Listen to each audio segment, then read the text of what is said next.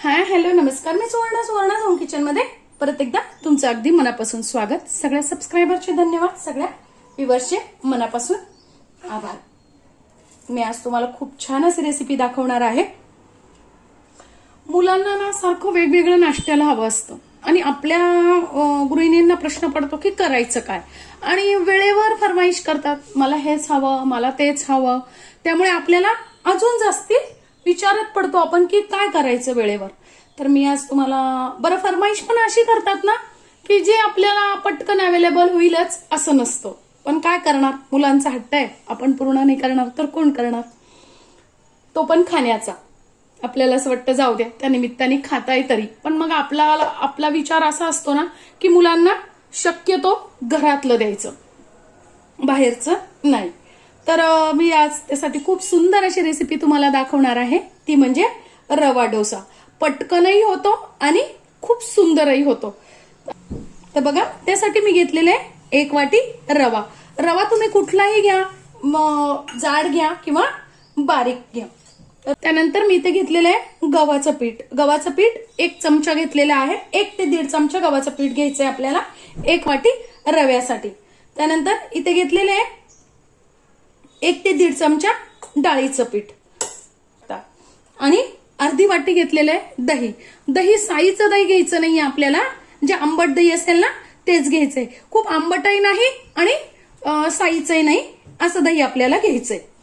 त्यात टाकून घ्यायचंय आपल्याला अर्धी वाटी पाणी. तर बघा, मी त्या दह्याच्याच वाटीत पाणी टाकून घेतलेलं आहे, म्हणजे वाटी पण स्वच्छ होऊन जाते. सुरुवातीला आपल्याला अर्धी वाटीच पाणी घालून घ्यायचंय. आता हे छान आपल्याला मिक्सरला फिरून घ्यायचंय, बारीक पेस्ट करून घ्यायची. आता बघा, 1 ते 1.5 मिनिटं फिरवल्यानंतर असं आपलं बॅटर तयार झालेलं आहे. तर मी अजून थोडंसं पाणी त्यात घालून घेणार आहे. अजून अर्धी वाटी पाणी मी घालून घेतलेलं आहे. टोटल आपल्याला 1.5 ते 2 वाट्या पाणी लागतं. तर आता बघा, या पद्धतीने छान असं आपलं पीठ तयार झालेलं आहे. जरी सगळे पदार्थ बारीक असले ना तरी सुद्धा आपण पीठ फर्मेट केलेलं नसतं. त्यामुळे काय करायचंय, 1.5 ते 2 मिनिटं मिक्सरला छान पीठ फिरवून घ्यायचंय, म्हणजे फेटून घ्यायचंय. म्हणजे आपल्याला बघा, आता खूप पातळ पण नाही आणि खूप घट्ट पण नाही, असं आपलं पीठ तयार आहे. असंच पीठ आपल्याला हवंय. आता यापेक्षा जास्ती पाणी आपल्याला घालायचं नाहीये. तरी आता बघा, आपण रवा वापरलेला आहे आणि रव्याला थोडासा फुगायला वेळ द्यावा लागतो. तर मी आता हे 15 ते 20 मिनिटांसाठी पीठ आपल्याला झाकून ठेवायचंय. तोपर्यंत आपण चटणीची तयारी करूया. तशी तर मी आपल्या चॅनलवर बराच वेळेस चटणीची व्हिडिओ अपलोड केलेली आहे, तरी सुद्धा आज मी परत दाखवते. तर चटणीसाठी मी इथे घेतलेले 3 ते 4 हिरव्या मिरच्या. मिरचीचं प्रमाण तुम्ही चवीनुसार कमी अधिक करू शकता. 2 चमचे घेतलेली आहे फुटाण्याचे डाळवं. त्यानंतर अर्धा चमचा घेतलेलं आहे मीठ, अर्धा चमचा घेतलेलं आहे जिरं आणि 2 चमचे घेतलेले आहे ओलं खोबरं. तुम्ही इथे सुकं खोबरंही घेऊ शकता, किंवा बा तुम्हाला सुक्या खोबऱ्याची चटणी आवडत नसेल तर तुम्ही 1 तासभर आधी काय करायचंय, गरम पाणी करायचंय आणि गरम पाण्यात आपली खोबऱ्याची जी वाटी असते ना ती भिजत ठेवायची आहे. तुम्ही करून बघा, अगदी ओल्या खोबऱ्यासारखं खोबरं तयार होतं आणि खूप सुंदर अशी टेस्ट पण येते. त्यानंतर थोडीशी घेतलेली आहे कोथिंबीर, अर्धा इंच घेतलेलं आहे आलं आणि थोडासा घेतलेला आहे कढीपत्ता. कढीपत्ता छान स्वच्छ धुवून घ्यायचा आहे. त्यानंतर 1 ते 1.5 चमचा घेतलेला आहे चिंचेचा. चिंचेचा मी असा गर काढून ठेवते आणि त्याची पेस्ट करून ठेवत असते.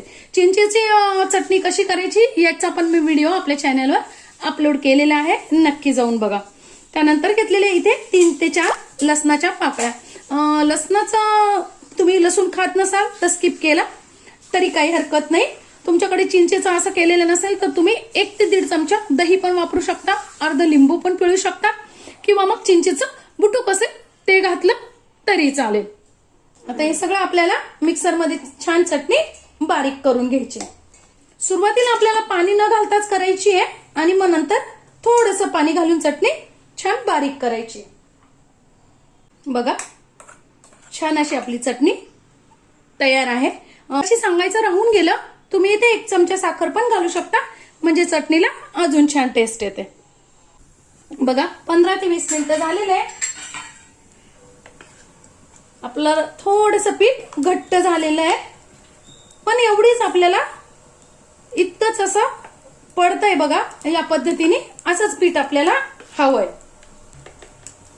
आता टाकून घ्यायचंय चवीनुसार मीठ. मी ते अर्धा चमचा मीठ टाकलेलं आहे. हा बघा किती छोटा चमचा आहे, तर आपल्याला टाकून घ्यायचंय. त्यात पण मी म्हणजे तुम्ही जर टेबल स्पून म्हटलं, टीस्पून म्हटलं तरी पाव चमचा आपल्याला सोडा टाकून घ्यायचा आहे. बघा किती छोटा चमचा आहे, पाव चमचा मी इथे सोडा टाकून घेतलेला आहे. इथे इनो पण वापरू शकता. एवढ्या या प्रमाणात आपले 7 ते 8 डोसे छान तयार होतात.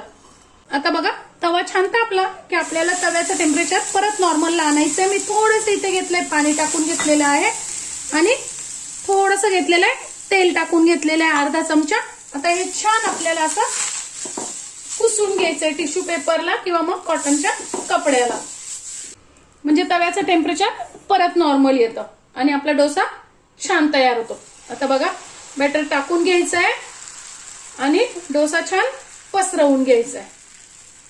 तुम्हाला पाहिजे त्या आकारात पाहिजे तेवढा डोसा तुम्ही तयार करून घेऊ शकता.